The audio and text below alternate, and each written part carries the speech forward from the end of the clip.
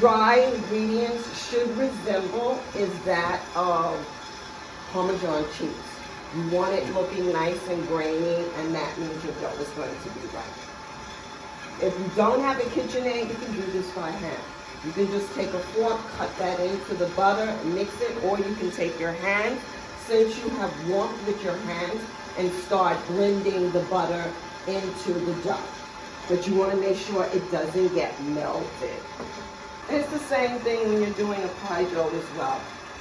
You want that butter to be ice cold. And if the butter is room temperature, I would put it back in the fridge for a few minutes and let it firm up. But you'll always have to add ice water if you're doing your pie dough. So just take an ice cube, put it in some water, let it sit. It's going to be nice and cold. What that does is it helps solidify the butter again for you. Add any water to our pastry dough. That's what the egg is going to be. That's going to be our binder and hold it together. The egg makes it a stronger dough.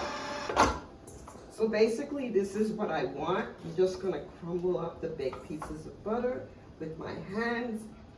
Very choppy and grainy, like this. And these are the butter bits. That means you're going to have a very nice dough. So now that I have that mixed, I'm going to add my egg.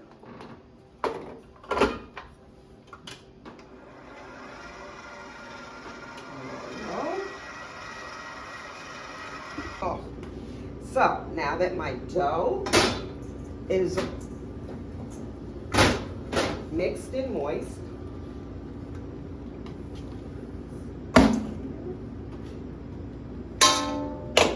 you have 2 pieces of parchment paper. What I do is I put a little paper down, flour on my paper, and I just put my dough, square it off. That's all I want to do. Put a little flour on top. I'm going to take the second piece, put on top, and now I'm just going to slightly roll my dough out. This here parchment is going to be my gauge in terms of how thick my dough is going to be within the paper. You don't want your dough to be too thick. What happens is the mass always stays in the middle. So the way to get it out and to get it as even as you can is to divide the dough in half and then just choose a direction. Go back to that middle and start bringing it down.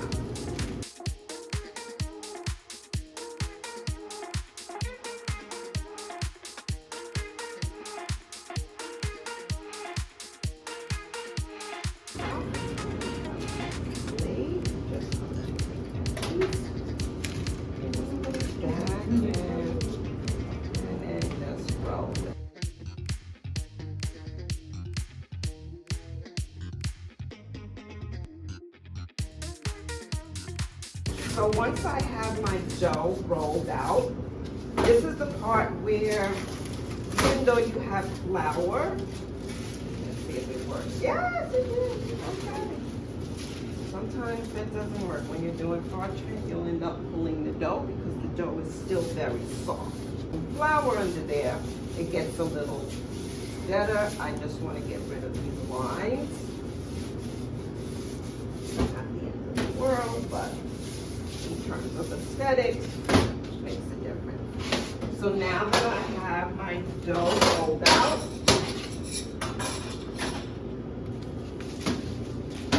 you just slide it back onto the tray. I'm going to put my rings, the fork, and the knife. And now it goes into the freezer so that it can firm up a bit so that we can handle it. So now what you're going to do is you're going to go to your station, you're going to start your dough and roll it out so we can get that in the freezer, and I'll show you how you're going to cut it. So we're adding egg into the mixture.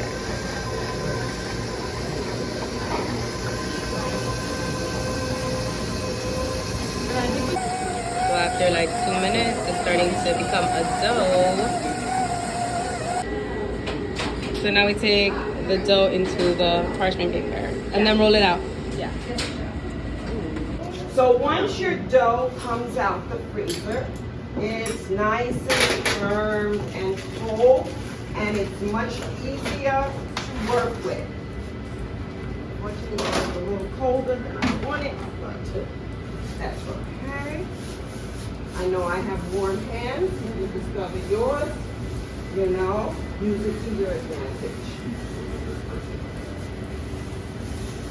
All right. Is you want to remove, this is where you want to remove your paper. And you want to remove it on both sides.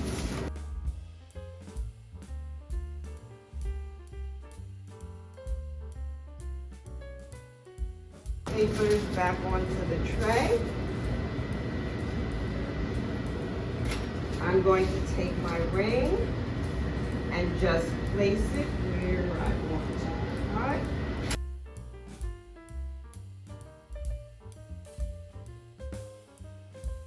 More than one ring, use your rolling pin to do your cut.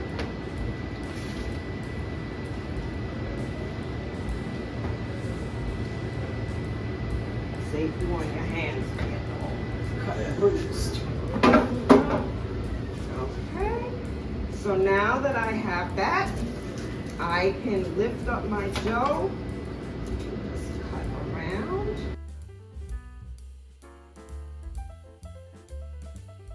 Now I can pull up my rings. You want to make sure when you pull your rings up that you don't have a lip or anything hanging over. If you do, just take a knife and go around there. If you don't remove that, it becomes impossible to, once they're baked, to try and get them out of the ring, because now it has a lip covering over it and you're going to crack and shatter the dough. So I just, since it's 4, if you have a turbo, what I do is I put my rings in the corner, because that's where the paper will blow up. So hold down those corners. What's a turbo? Sorry. A convection oven or anything with a fan.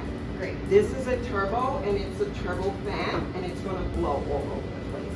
If you don't have it held down, for whatever you're making to hold this down, what you will see is when it goes in the oven, it's like watching laundry. Everything's blowing and spinning all over the place, and you can't go in there and get it down. Like, oh gosh. So that's what happens with turbos. What I'm going to do now with the excess is, here's how I'm going to make my strips. I have enough time to work with it because it is cold. And so I don't have to keep going back and forth in the fridge to firm it up so that I can handle it. What you want to do at home is the same thing. You just, if you feel your dough getting too soft that you can't work, just put it back in the fridge. Let it firm up. So now,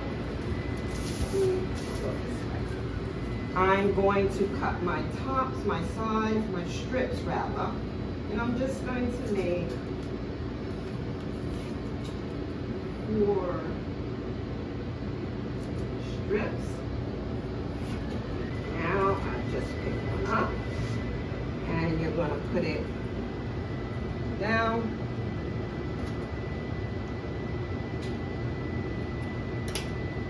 Extra. And your overlap, you just merge that right in. But you want to make sure it's down. One, so you have no negative space. If you do see gaps and your dough is soft, you can use the excess dough and just merge that right in to cover those cracks.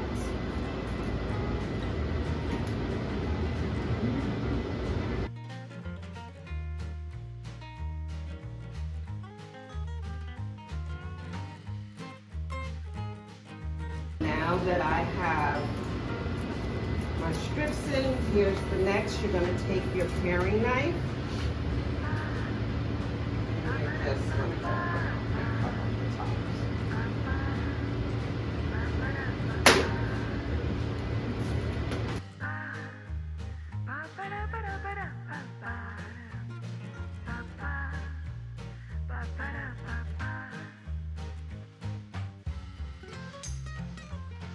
What we're going to do is we're going to prick the bottles. This is in exchange of using high weights or being scaffolded down. If you prick it, what you gotta do is go deep. Don't just on the surface, go deep. What you're creating is a vent. So the air goes in and the air comes down, so you won't get it balled up in the center where it's rising. That's what the pie weights are supposed to. To me, it's a waste of time. I don't want to sit here making pie weights or taking that and having to do paper. It's just too much work. So, Way down to the bottom? yes, all the way. You have to create that vent. Oh, a lot of them. Yeah.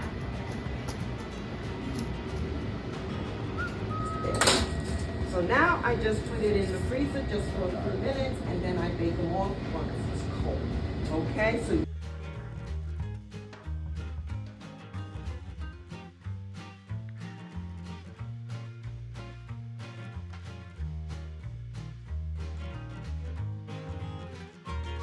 to make our custard on your tray.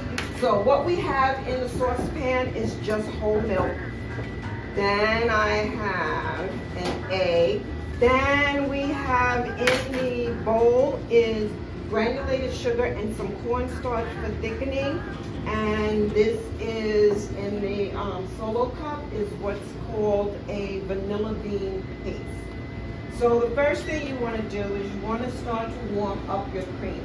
What we're going to do is temper that with the egg. And the way that we do it is anytime I am making a custard, I do not add my eggs and start mixing everything together with this while I'm waiting for my liquid to get hot. The reason being because what's going to happen, as long as that egg is sitting in here and it's not moving, and you're waiting for your liquid to get hot, you can forget it because the egg, the sugar is going to cook those eggs. And you're going to end up with scrambled eggs in your custard. You'll see it. Yeah, that's something nobody knows. It seems that, you know. But you'll see these here dark yellow bits in it and you'll be, what is this? That's the egg that started cooking. So what I do is I wait until I see some steam, but by then I'm mixing my dry to combine that together.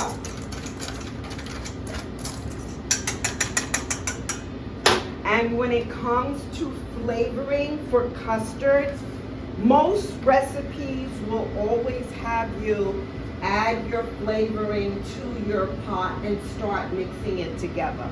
Unless you're using a pod, I don't do that. And the reason being is because once you're waiting all that steam, that's your flavor coming out, being evaporated, and it will force you to overcompensate to get the flavor. So if you put it in at the end of the cooking process, you've got the full flavor inside your custard or whatever it is that you're getting ready to make. Yeah, I see some steam. So now I'm going to add my egg. Just gonna mix that together.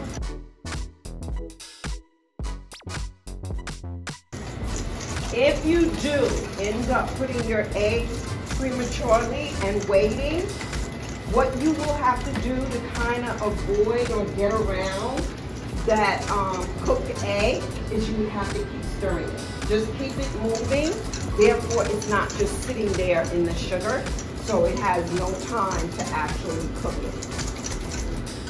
So now I'm just going to take half of my cream and I'm going to slowly add my cream while I'm stirring. And I'm only going to put in half of the milk into my egg mixture. So now I just continue to mix it.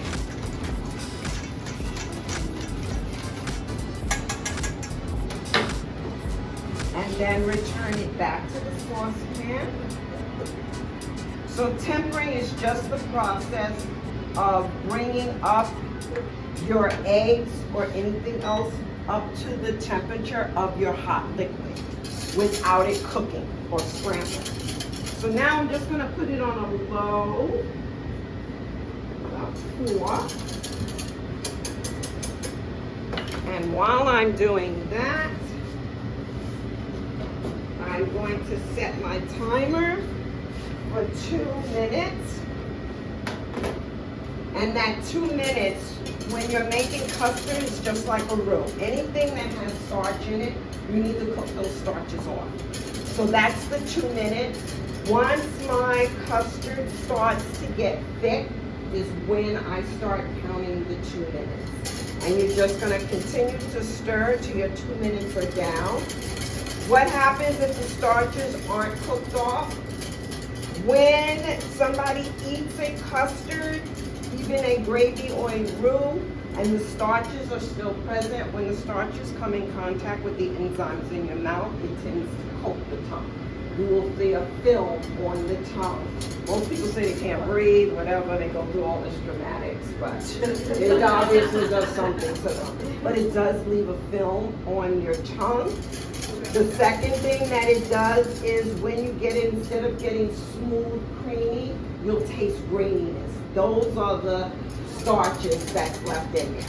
So now that I am getting thick, as you can see, it's starting to get thick, I can start my 2 minutes. If nothing else, this is an excellent way to figure out time. You'll see how long 2 minutes really is. Sounds quick, but it's not.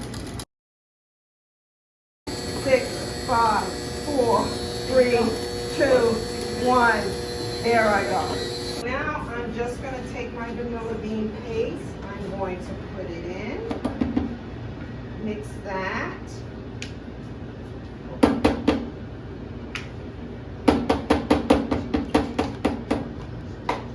And combine that together.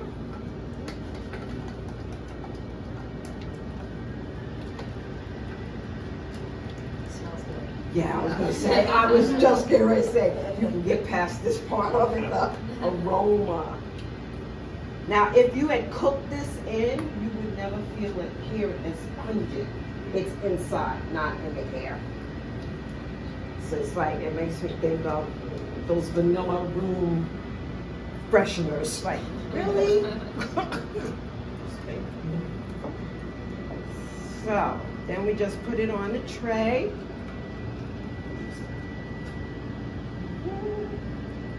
And now I'm going to cover it with plastic and we're going to put it in the fridge so that it can cool down. To make our ganache tart, you have your pastry cream on your station.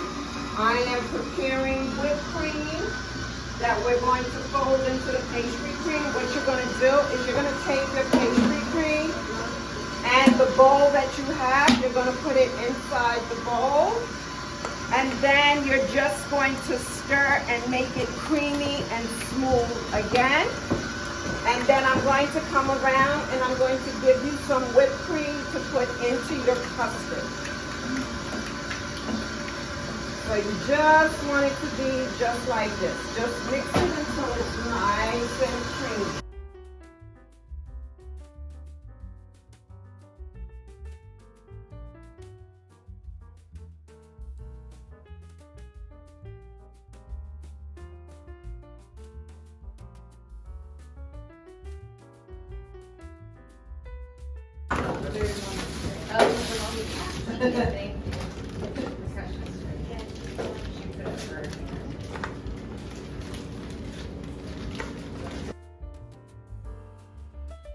We're going to put that on the side and we're going to make our chocolate ganache. So on your saucepan, what you have is some heavy cream. We're going to heat up our heavy cream. You're going to turn on the cooktop for your chocolate ganache. You're going to take your egg and you're going to put that into the empty bowl. Again, just like we did our custard, we're going to just mix the egg really well. We're going to temper this with the milk.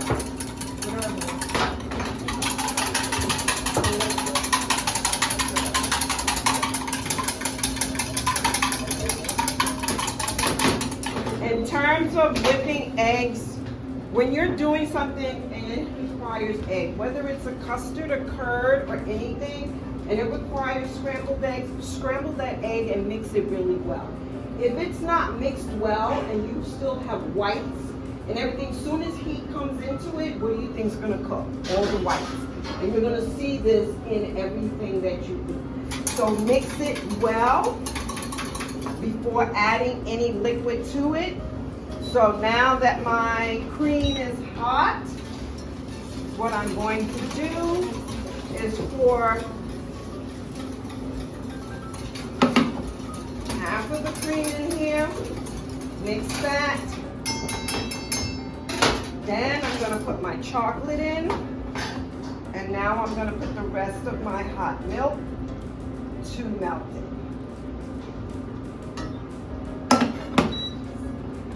Just give it a few seconds to settle. And now you're just going to stir until it comes together. It's homogenized.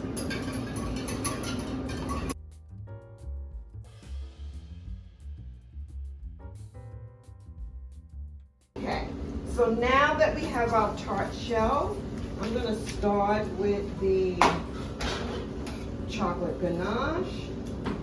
Just melt here. What you're going to do. Whoa. She's pretty and she's Grace. It's like she's a lady. Tom Jones, yeah. Okay. So now with your chocolate tart, you just let it set a minute before you can put some fruits on top. I'm a person that I don't like dark on dark. Yeah. I need something to lift it up. So what I think I'll do, let me see if there's more.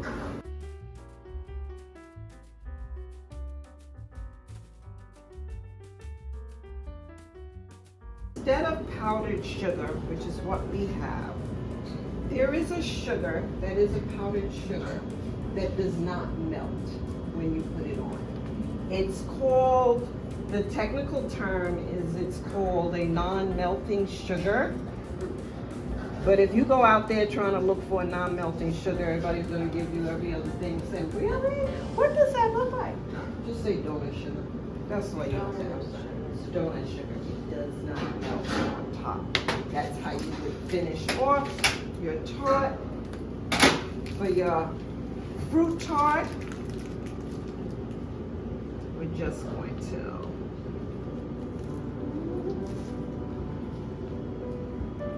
now depends if you want height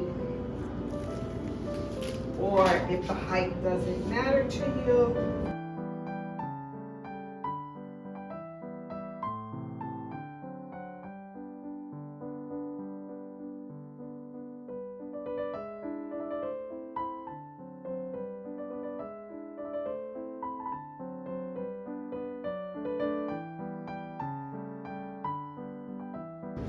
So, what you would do at this point is what they call a nappage, or it's basically a glaze that they just brush on. The glaze is nothing more than sugar with pectin, and it's thickened, it's liquid, and so it turns itself into a gel because of the pectin, and you can brush it on.